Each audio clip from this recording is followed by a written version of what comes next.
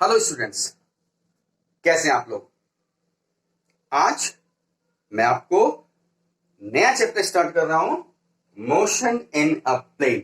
इससे पहले मैं आपको motion along a straight line पढ़ा चुका हूं। मोशन इन अ प्लेन, जैसे ये बोर्ड हमारा प्लेन है और इसमें दो एक्सिस हैं, एक्स एक्सिस और वाई एक्सिस, यानी दोनों एक्सिस के अलोंग मोशन होगा। मोशन दोनों एक्सिस के अलोंग का मतलब, अगर कोई ऑब्जेक्ट इस तरीके से मूव कर रहा है कि वो गिवन टाइम में एक्स एक्सिस के अलोंग भी डिस्टेंस कवर कर रहा है और वाई एक्सिस के अलोंग भी डिस्टेंस कवर कर रहा है, तो इस तरीके की मोशन इन अ प्लेन कहलाएगी। देखिए, जैसे एक ऑब्जेक्ट ये है और ये ऐसे चला जा रहा है, तो इसका मोशन कैसा है, along a straight line X axis के, और ये मोशन कैसा है, along Y axis single axis. लेकिन अगर ये मूव कर रहा है तो इस समय इसने एक्स एक्सिस के अलोंग इतनी डिस्टेंस और वाई एक्सिस के अलोंग इतनी डिस्टेंस कवर की है। तो स्टूडेंट्स, ये तो जनरल आइडिया दिया मैंने, मोशन इन अ प्लेन मैं स्टार्ट कर रहा हूं, राइट। तो मोशन इन प्लेन स्टार्ट करूं उससे पहले मैं आपको बताता हूं कि फिजिकल क्वांटिटीज कितने टाइप की होती हैं। स्टूडेंट्स, फिजिकल क्वांटिटी दो तरीके की होती हैं, one scalar and number two vector. दो तरीके की क्वांटिटी हो गई, स्केलर और वेक्टर। तो स्टूडेंट्स, स्केलर क्वांटिटी क्या है? स्केलर क्वांटिटी क्या है? कहते हैं वो फिजिकल क्वांटिटी जिनमें केवल मैग्नीट्यूड होता है, डायरेक्शन नहीं होता है। यानी the physical quantities having only magnitude but no direction, यानी हैविंग बट नो डायरेक्शन। अब कैसे, कौन सी क्वांटिटी है? जैसे मैंने मास लिया, ठीक है, लेंथ ली, टाइम लिया, एनर्जी ली, ये सब मैग्नीट्यूड तो है, लेकिन इसमें कोई डायरेक्शन नहीं होता। जैसे मैंने कहा कि आपका मास क्या है, आप कहते हैं 20 kg, तो कभी भी ये बात नहीं आती है कि 20 kg इन ईस्ट या वेस्ट या नॉर्थ या साउथ, ठीक है ना। मैं आपसे पूछूं आपका क्लास का पीरियड कितनी देर का होता है, what is the duration of the period, तो आप कहेंगे 45 मिनट्स, लेकिन ये कभी नहीं कहते कि it is east west north south, right.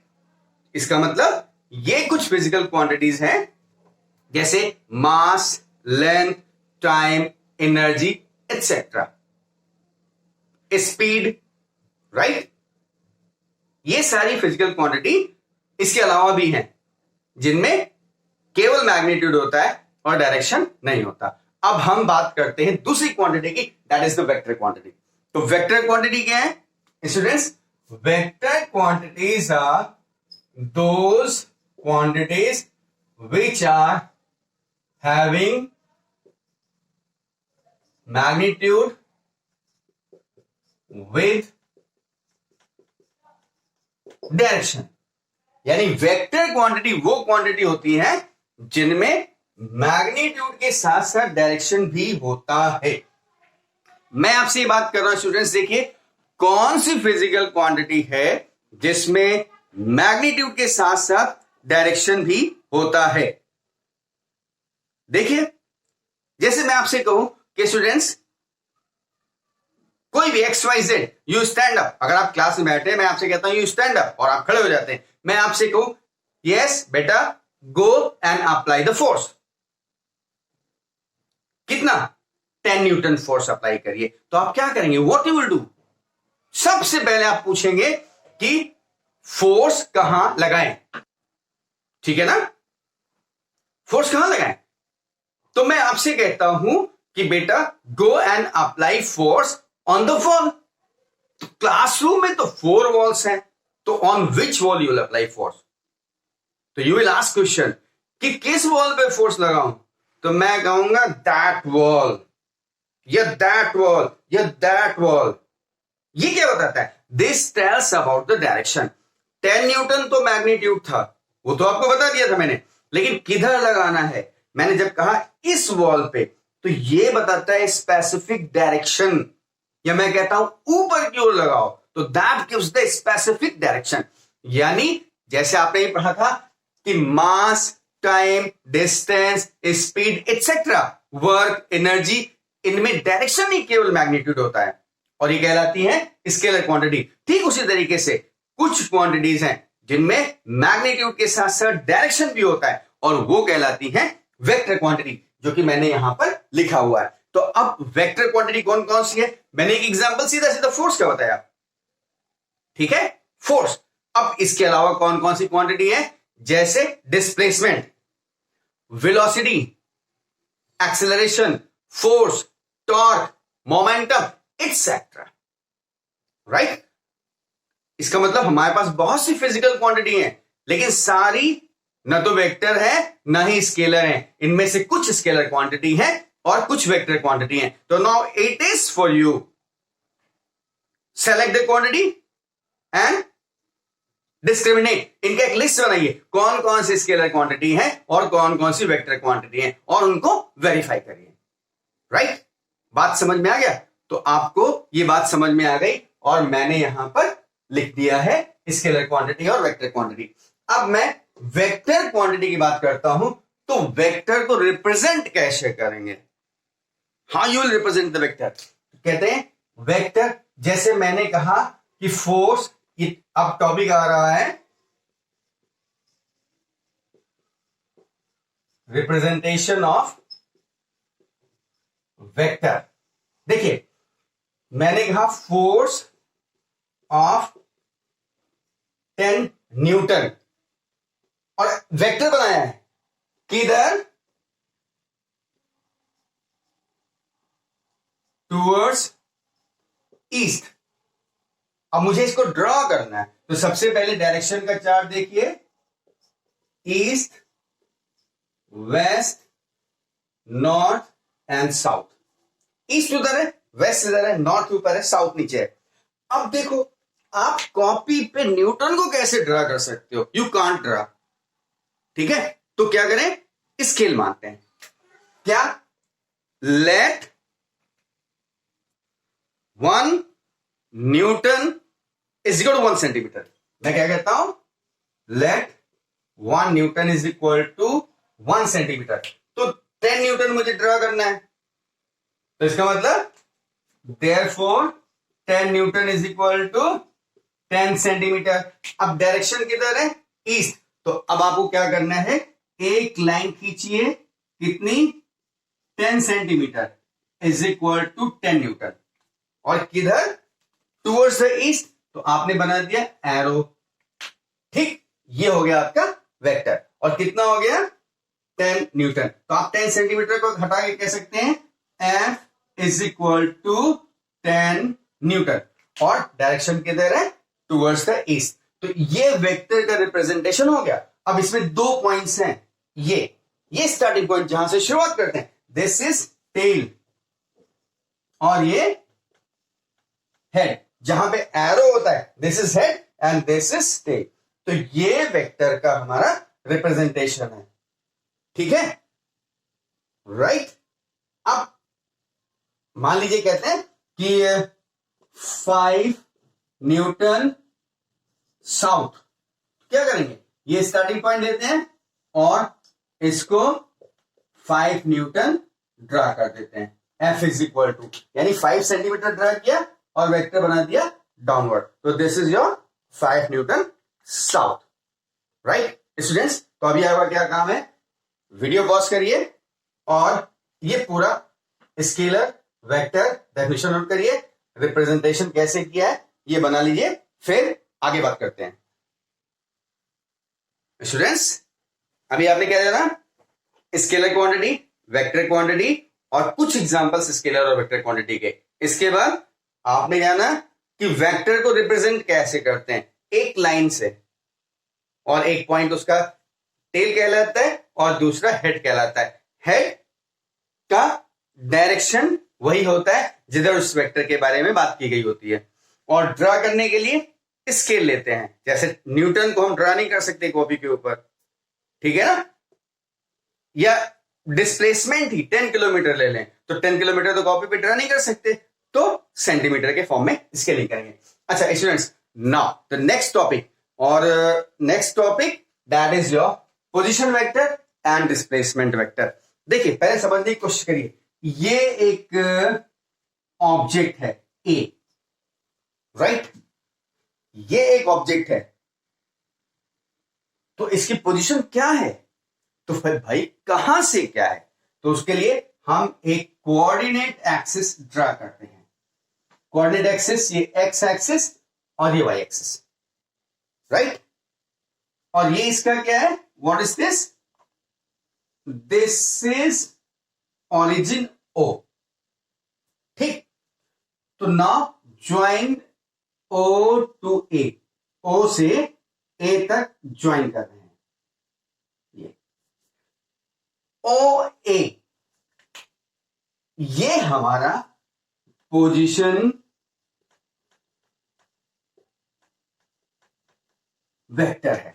इसका मतलब ये पोजीशन वेक्टर क्या बता रहा है, this position vector gives the information about the position of the object, इस ऑब्जेक्ट की पोजीशन के बारे में जानकारी दे रहा है with reference to origin of coordinate axis, यानी कोऑर्डिनेट एक्सिस के ओरिजिन से किस पोजीशन पर ऑब्जेक्ट है, ये इंफॉर्मेशन हमारा पोजीशन वेक्टर देता है। देखिए, the vector which gives the position of an object, position with reference to origin of coordinate axis, clear, तो ये हमारा पोजीशन वेक्टर हो गया, ठीक है।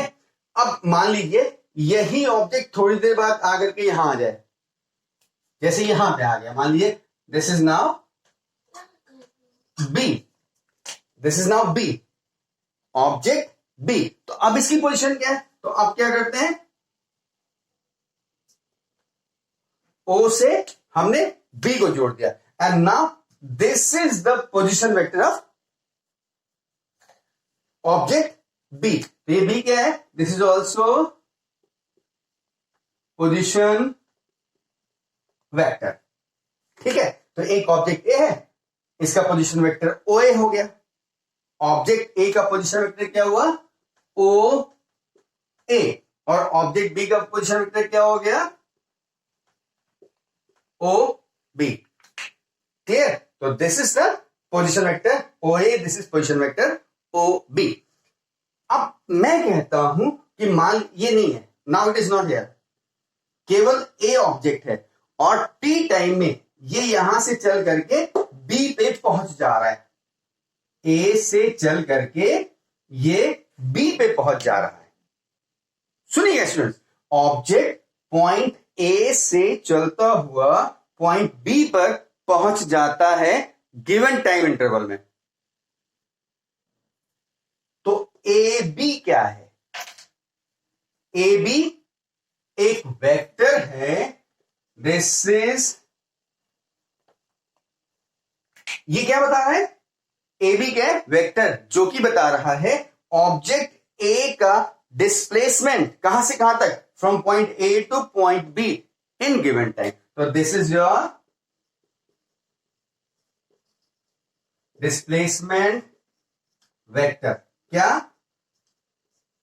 ए बी, और देखिए लिखा हुआ, this tells, what tells, displacement vector tells that how much and in which direction an object has changed its position in given time interval, यानी दिए गए टाइम में किसी ऑब्जेक्ट ने कितनी और किस डायरेक्शन में अपनी पोजीशन चेंज की है, how much and in which direction an object has changed its position, right।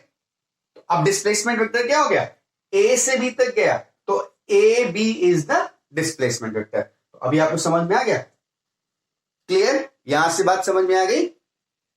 O A position vector है जो कि ए की पोजीशन ओरिजिन से बता रहा है, ओ बी क्या है, ये भी पोजीशन वेक्टर है, क्या बता रहा है, बी की पोजीशन ओरिजिन ओ से बता रहा है, और ए बी क्या है?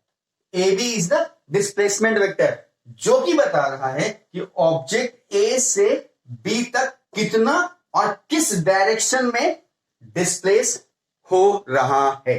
स्टूडेंट्स बात समझ में आ गई? ठीक है, तो this is all about the position vector and displacement vector. Now students pause the video और ये पूरा नोट करिए।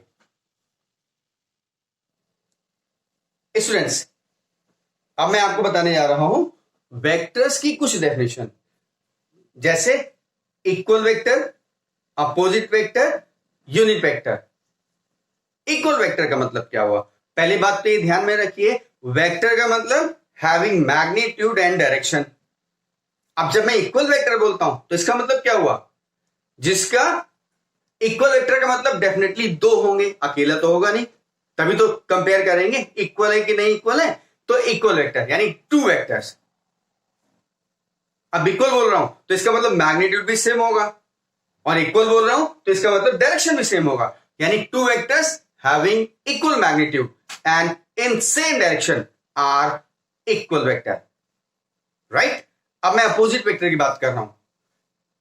अपोजिट यानी two vectors which are equal in magnitude but opposite in direction. Magnitude तो सेम है लेकिन डायरेक्शन अपोजिट है। अब डायरेक्शन अपोजिट का मतलब क्या हुआ स्टूडेंट्स? अगर एक ईस्ट में है तो दूसरा वेस्ट डायरेक्शन में होगा, बिल्कुल 180 डिग्री। क्लियर? राइट। तो अब आप देखिए मैंने यहां पर लिखा है equal vector, the vector whose magnitude is equal and are in same direction.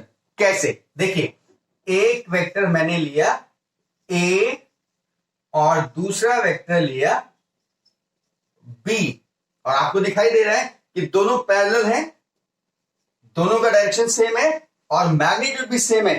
तो आप कह सकते हैं vector A is equal to vector B, और ये दोनों वेक्टर कैसे कहलाएंगे? Equal vector. These two vectors are equal vector. Clear? Opposite में क्या हुआ? मैंने कहा हुज मैग्नीट्यूड इज इक्वल, यानी इसको मान ले ए और इसको मान ले बी, तो ये ए और ये बी मैग्नीट्यूड सेम हो गया and are in opposite direction, यानी ए का डायरेक्शन ये है और बी का डायरेक्शन ये है। तो देखिए दोनों का मैग्नीट्यूड इक्वल, लेकिन एक ईस्ट की तरफ है तो दूसरा वेस्ट की तरफ है, यानी अपोजिट। तो ये वेक्टर कैसे हो गए? Opposite vector. और इसको क्या बोलेंगे? Vector A is equal to vector B. अगर बोल दिया तब तो इक्वल हो गए, लेकिन अपोजिट है तो माइनस लगा देंगे। क्यों? माइनस का मतलब अपोजिट डायरेक्शन, और इसीलिए हम अपोजिट वेक्टर को नेगेटिव वेक्टर भी बोलते हैं। यानी एक वेक्टर कोई 10 न्यूटन का ईस्ट में दिया हुआ है, ईस्ट डायरेक्शन में, तो उसका नेगेटिव वेक्टर क्या होगा? 10 न्यूटन वेस्ट। ठीक है, अपोजिट वेक्टर या नेगेटिव वेक्टर, तो इसको हम लोग नेगेटिव वेक्टर भी बोलते हैं, राइट? बिल्कुल ठीक, मैग्नीट्यूड इक्वल है, डायरेक्शन अपोजिट। और तीसरा मैं बोल रहा हूं unit vector. Students that vector क्या है? वेक्टर है तो डायरेक्शन होगा ही होगा, मैग्नीट्यूड अगर यूनिट हो गया 1 यूनिट तो वो वेक्टर क्या कहलाएगा? That vector will be unit vector. यानी the vector whose magnitude is 1 unit is unit vector. ये हमने यहां पर लिखा है स्टूडेंट्स। इसको आप एक लास्ट वेक्टर बता रहा हूं मैं आज का वेक्टर्स की, इसमें कौन सा है? Zero vector, that is zero vector. अब जीरो वेक्टर क्या हुआ? पहली बात तो मेरी ध्यान से सुनिए, जब मैं कहता हूं जीरो वेक्टर तो जीरो क्या होगा? डायरेक्शन तो जीरो हो नहीं सकता, मैग्नीट्यूड जीरो होगा। ठीक है, जब मैंने उसको वेक्टर क्वांटिटी बोल दिया तो डेफिनेटली कुछ ना कुछ डायरेक्शन होगा ना, लेकिन जीरो क्या है? मैग्नीट्यूड। और मैंने आपको वेक्टर के लिए बताया कि vector quantities are those which are having magnitude and direction both. ठीक है, तो फिर मैं जीरो वेक्टर बोलता हूं, कहता हूं having zero magnitude, the vector which is having zero magnitude, that is the zero vector. तो अगर उसका मैग्नीट्यूड ही जीरो हो गया और वेक्टर क्वांटिटी में मैग्नीट्यूड डायरेक्शन दोनों होते हैं, तो फिर इसका मतलब क्या है, ये इसकी जरूरत क्या है और डायरेक्शन क्या होगा। मान लीजिए मैं ये बता रहा हूं, एक पॉइंट लेता हूं, ये लिया, तो ये जीरो वेक्टर है, तो इसका मैग्नीट्यूड क्या है, जीरो। डायरेक्शन क्या बताएंगे भाई, इसका डायरेक्शन ईस्ट है, इसका ईस्ट है, इसका ईस्ट है, इसका वेस्ट है, सब डायरेक्शन दिए हैं, लेकिन इसका क्या डायरेक्शन बताएंगे आप, what the direction you will tell of this zero vector, कोई नहीं ना।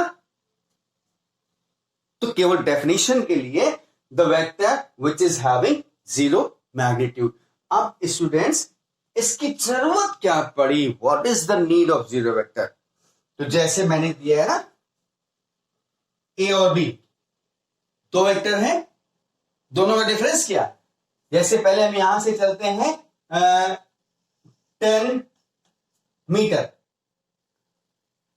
और उसके बाद वहीं से वापस आकर के 10 मीटर यहां आ जाते हैं, यहां से चले यहां पहुंचे और यहां से चल के यहां आ गए, तो जहां से चले तो वहीं आ गए ना। तो इसका डिस्प्लेसमेंट क्या हुआ भाई, ये डिस्प्लेसमेंट है,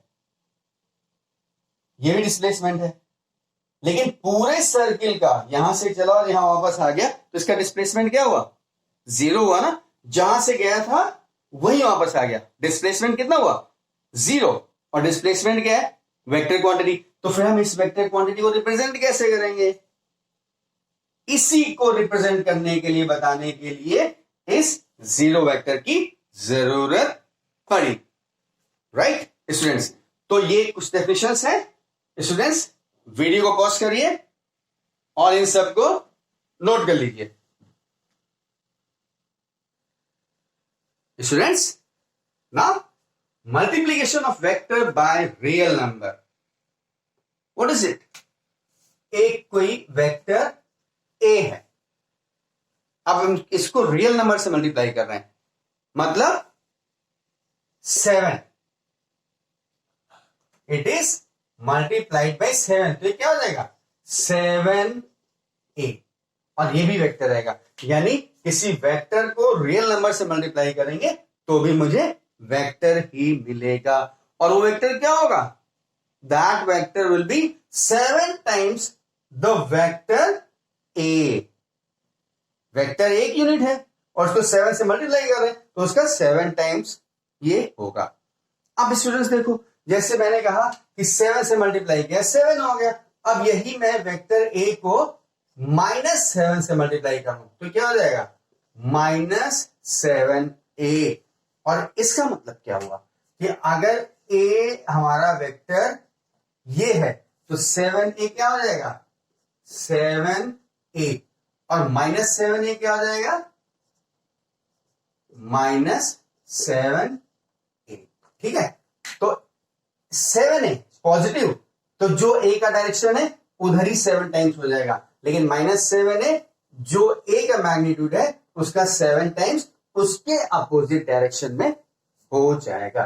तो this is the multiplication of vector by real number, यानी किसी वेक्टर को रियल नंबर से मल्टीप्लाई करेंगे तो भी मुझे वेक्टर मिलेगा।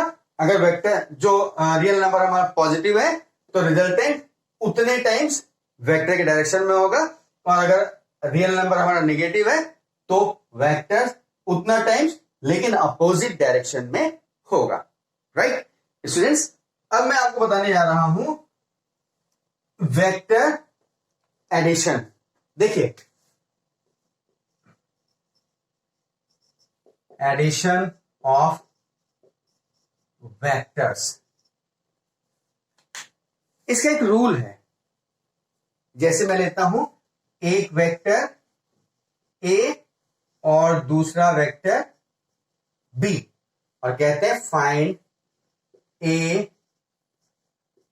प्लस बी, तो क्या करेंगे, पहले हम वेक्टर ए ड्रॉ करेंगे स्केल लेकर के, तो हमने ए वेक्टर ड्रॉ कर दिया, जितना मैग्नीट्यूड है ये क्या है, हेड और ये टेल।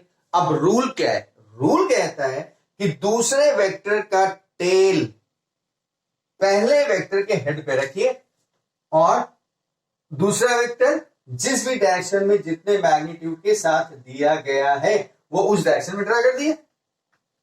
यानी पहले वेक्टर ए ड्रॉ किया और ए के हेड पे बी का टेल रखा और इसको ड्रा कर दिया, ये हो गया वेक्टर एडिशन। और दोनों वेक्टर अपने अपने डायरेक्शन में है, कोई भी इधर उधर नहीं है, राइट। अब रिजल्ट क्या हुआ, तो कहते हैं रिजल्ट हमेशा स्टार्टिंग पॉइंट से एंड पॉइंट को जोड़ने पर मिलेगा।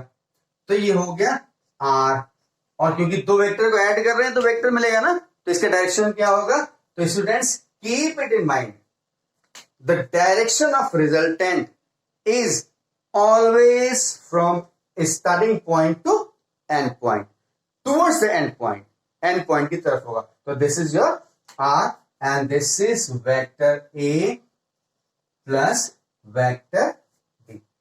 बात समझ में आ गया, ठीक है। मैं एक चीज और बता रहा हूं, देखिए ये a प्लस बी है। अब आपसे अगर कहा जाए b प्लस ए, वेक्टर b प्लस ए करिए, तो मैं इसको करने आया हूं, इसका मतलब पहले मैं वेक्टर b ड्रा करूं, तो मैंने वेक्टर b ड्रा कर दिया, सॉरी ये वेक्टर ये b ड्रा कर दिया, दिस इज वेक्टर b। और अब a लें, तो a को कहां रखेंगे, तो a की टेल b के हेड पे रखेंगे और गिवन डायरेक्शन में ड्रा करेंगे, तो ये हो गया वेक्टर ए। अब रिजल्टेंट क्या होगा स्टूडेंट्स, रिजल्टेंट स्टार्टिंग पॉइंट से एंड पॉइंट, देखिए from starting point to end point, and this is R is equal to vector A plus vector B. Students diagram देखिए, तो ये मैग्नीट्यूड इसका है और ये मैग्नीट्यूड इसका है, मैग्नीट्यूड दोनों में इक्वल है और डायरेक्शन भी सेम है। तो इससे कंक्लूजन क्या निकलता है, इससे कंक्लूजन ये निकलता है कि दो वेक्टर को किसी भी ऑर्डर में ऐड करें, a प्लस बी करें या b प्लस ए करें, रिजल्टेंट का मैग्नीट्यूड और डायरेक्शन सेम रहेगा। ये हमने दो वेक्टर की बात कही। ऐसे ही अगर आपको 4, 5, 6 वेक्टर ऐड करने हैं तो क्या करेंगे, देखिए मैं जैसे इसको हटा के, इसको आप नोट कर लीजिएगा पॉज करके वीडियो, मैं नेक्स्ट करता हूं। जैसे एक ए बी और तीसरा मैंने ले लिया सी और चौथा ले लिया डी। अब इन चारों को जोड़ना है, तो मैं एक सीरियल ऑर्डर में लेके चल रहा हूं। देखिए कोई भी ऑर्डर लीजिए, मैं क्या ऑर्डर ले रहा हूं, ए, ये ले रहा हूं A plus C plus B plus D, मतलब पहले ए फिर सी फिर बी फिर डी, और ये चारों ले रहा हूं। आपको क्या करना है, मैं इसको जोड़ने का तरीका बता रहा हूं। आप कोई भी ऑर्डर कर लीजिएगा, ए बी सी डी कर लीजिएगा, A plus D plus B plus C कर दीजिएगा, इस रूल के अकॉर्डिंगली रिजल्टेंट हमेशा सेम आएगा। आपको ट्राई करके देखिएगा, लेकिन जोड़ेंगे कैसे इसको, तो सबसे पहले मैंने ए ड्रॉ किया, देखिए ये वेक्टर है ए, उसके बाद सी, सी किधर है इस डायरेक्शन में, तो टेल इधर रखी और मैंने ड्रा कर दिया सी, राइट। सी के बाद क्या है बी, तो बी किधर है इधर है, तो मैंने क्या किया, मैंने ड्रा कर दिया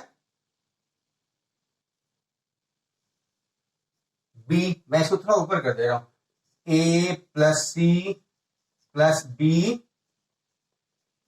प्लस डी। अब मैंने क्या किया, मैंने ड्रा कर दिया बी, और बी के बाद क्या है, बी के बाद है डी, तो डी किधर है नीचे, तो मैंने डी ड्रा कर दिया नीचे, A plus C plus B plus D. तो ये स्टार्टिंग पॉइंट है ना, और ये क्या है एंड पॉइंट, दोनों को जोड़ दो, मैंने यहां से जोड़ दिया। अब रिजल्टेंट का मैग्नीट्यूड ये मेजरमेंट कर लीजिए, दैट इज द रिजल्टेंट, और डायरेक्शन क्या होगा यहां से इधर, दिस इज आर, और डायरेक्शन क्या है starting to towards end point.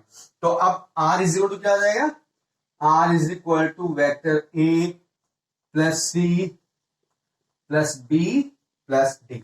और मैंने ये जो आर दिखाया है ना, आप कोई भी ऑर्डर ले लो, A plus B plus C plus D, सब कंडीशन में यही आएगा स्टूडेंट्स। तो ये वेक्टर एडिशन है, इसमें बहुत ज्यादा मुझे लिखाने की जरूरत नहीं है, मैंने बता दिया रूल कि जितने वेक्टर दिए पहले एक वेक्टर ड्रा करिए, उसके हेड पे दूसरा ड्रा करके गिवन डायरेक्शन में खींच दिए, उसके हेड पे तीसरा ड्रा कर दिए, उसके हेड पे चौथा ड्रा कर दीजिए, और लास्ट में स्टार्टिंग पॉइंट को एंड पॉइंट से जोड़ दिए, and this is the resultant, right. और इसके बाद मैं आपको सब्ट्रैक्शन ऑफ टू वेक्टर्स बताने जा रहा हूं। देखिए ये तो एडिशन हो गया है ना, इसको नोट करना है आपको। वीडियो पॉज करिए क्विक और नोट कर लीजिए जल्दी से, मैं फिर सब्ट्रैक्शन बताता हूं। Students, now it is subtraction of two vectors. देखो एक वेक्टर हमारा ए और दूसरा वेक्टर बी, एक वेक्टर ए और दूसरा वेक्टर बी। हमें करना क्या है, ए माइनस बी। अब मुझे क्या करना, सब्ट्रैक्ट करना है बी को ए से। तो मैं इसको कैसे लिख सकता हूं, we can write it as A plus minus B. इसका मतलब तो ये हुआ कि सब्ट्रैक्शन में भी एडिशन करना है, लेकिन किसका, जिसको सब्ट्रैक्ट करना है उसके नेगेटिव वेक्टर का। तो अब देखो ये बी है तो इसका नेगेटिव वेक्टर क्या हो जाएगा, इसका नेगेटिव वेक्टर हो जाएगा माइनस बी। अब मैं ए प्लस बी कर दूं तो देखो ये हो जाएगा ए और प्लस माइनस बी। ए माइनस बी करना है लेकिन प्लस करना है नेगेटिव वेक्टर, और नेगेटिव वेक्टर डाउनवर्ड है यानी ये हो जाएगा नीचे बी। और रिजल्टेंट क्या हो जाएगा बेटा, this is R is equal to A minus B. बात समझ में आ गई, ठीक है। R is equal to A minus B. अब इसी का अगर देखो ए माइनस बी ए ये आया और ए प्लस बी करना होता तो ए और बी लेते, यहां पे क्या है, ये माइनस बी है और हमने बी लिया और रिजल्टेंट ये आए, R is equal to A plus B. तो दिखाई दे रहा, ए और बी दो वेक्टर है, हमने माइनस बी ड्रा किया तो ए प्लस बी ये है, ए माइनस बी है। और क्या दोनों बराबर हैं, नहीं, मैग्नीट्यूड में नहीं बराबर है। तो मैं आपको एक इंपॉर्टेंट टिप दे रहा हूं कि किस कंडीशन में दो वेक्टर्स का सम और डिफरेंस इक्वल होगा। क्या हो सकता है, मुझे तो नहीं दिखता है यहां पर, ये ए माइनस बी है, ये ए प्लस बी है, लेकिन क्या किसी कंडीशन में दोनों वेक्टर का सम और डिफरेंस इक्वल हो सकता है, देखते हैं। तो देखिए अगर एक वेक्टर ये है ए और दूसरा वेक्टर है बी, इसको 3 मान लें और इसको मान लें 4, तो दोनों का सम क्या होगा, ए इज इक्वल टू और ये बी इज इक्वल टू, तो माइनस बी क्या हो जाएगा, माइनस बी नीचे हो जाएगा ना, माइनस बी। तो देखिए A plus B, A B, और ये आर कितना आएगा, आर हो जाएगा 5। और जब ए माइनस बी करेंगे तो बी किधर हो जाएगा, माइनस बी नीचे, तो माइनस बी नीचे हो जाएगा, दैट इज माइनस बी। और रिजल्टेंट क्या हो जाएगा, R is equal to 5। Pythagoras theorem, ये 3 है, ये 4 है, ये भी 4 है, तो पाइथागोरस थ्योरम से ए प्लस बी और ए माइनस बी, रिजल्टेंट आर 5 5। इसका मतलब दो वेक्टर्स का सम एंड डिफरेंस एक और केवल एक ही कंडीशन में हो सकता है, जब दोनों वेक्टर्स एक दूसरे के म्यूचुअली परपेंडिकुलर हो, अदरवाइज दोनों के रिजल्टेंट कभी भी इक्वल नहीं होंगे। ये बात समझ में आ गया। अच्छा अब दो बातें और बता दें, दो वेक्टर का रिजल्टेंट मैक्सिमम कब होगा, रिजल्टेंट यानी सम, तो कहते हैं ये 3 है और ये 4 है, यानी दोनों सेम डायरेक्शन में है, ठीक है ना, ए और बी, ये ए है और ये बी है, और इनको जब हम ऐड करेंगे तो ए और यहीं से B, and that will be यहां से यहां तक 7, and that is the maximum. यानी दो वेक्टर का रिजल्टेंट मैक्सिमम कब होगा, जब दोनों सेम डायरेक्शन में होंगे, यानी theta is equal to 0, then result is maximum. दो वेक्टर्स का रिजल्टेंट मैक्सिमम होगा जब दोनों के बीच में एंगल 0 हो, यानी दोनों सेम डायरेक्शन में हो। और यही चीज मैं कहता हूं कि ये 3 है और ये 4 है, ये 3, ये 4, ये A, ये B, तो ये A ड्रा किया और यहां से B ड्रा कर दिया और रिजल्टेंट क्या हो गया, ये था आपका 3 और यहां से यहां तक है 4, तो रिजल्टेंट क्या हुआ 1। तो इसका मतलब ये हुआ कि मिनिमम हो गया, ठीक है, दिस इज द मिनिमम। और ये कब पॉसिबल है, theta is equal to opposite direction 180 and R will be minimum, ठीक है। इसका मतलब दो वेक्टर्स का रिजल्टेंट मैक्सिमम होगा जब उनके बीच का एंगल 0 यानी दोनों सेम डायरेक्शन में होंगे, और दो वेक्टर्स का रिजल्टेंट मिनिमम होगा जब दोनों वेक्टर अपोजिट डायरेक्शन में होंगे या उनके बीच का वेक्टर 180 डिग्री होगा, और दो वेक्टर का रिजल्टेंट सम और डिफरेंस इक्वल होगा मैग्नीट्यूड में, केवल और केवल उस कंडीशन में जब दोनों वेक्टर्स म्यूचुअली परपेंडिकुलर हैं। स्टूडेंट्स, आज का लेक्चर मेरा यहीं पे कंप्लीट होता है। मैं अभी साइड में हो जाऊंगा, पॉज करके अगर आपको नोट करना हो तो नोट कर लीजिएगा। Thank you, God bless you.